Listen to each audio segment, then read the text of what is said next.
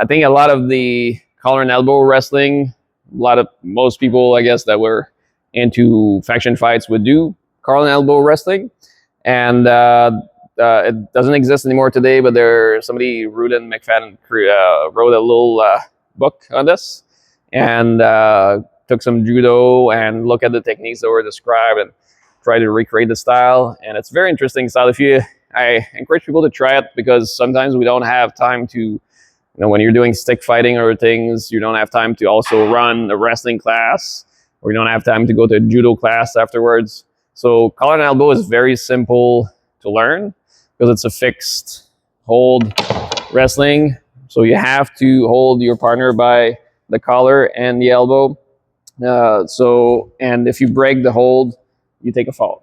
And the rule would be to simply have the other person touch the floor with, I think it's 3 points.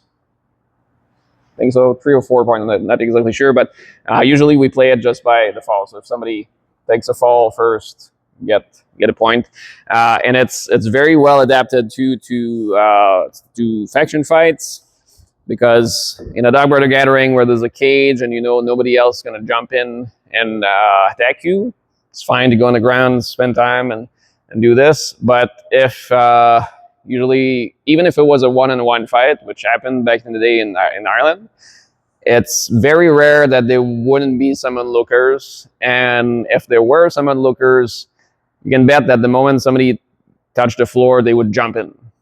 And even if you're on top, it's probably worse for you if you're on top, because your head is a lot closer to the stick of the other people.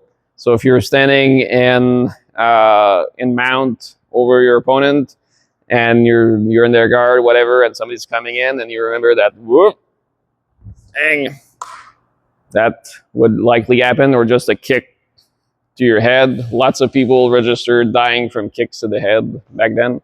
Infected bite was also an interesting way to perish. Quite a high amount of infected bites death back then. So lots of things could be used as weapons.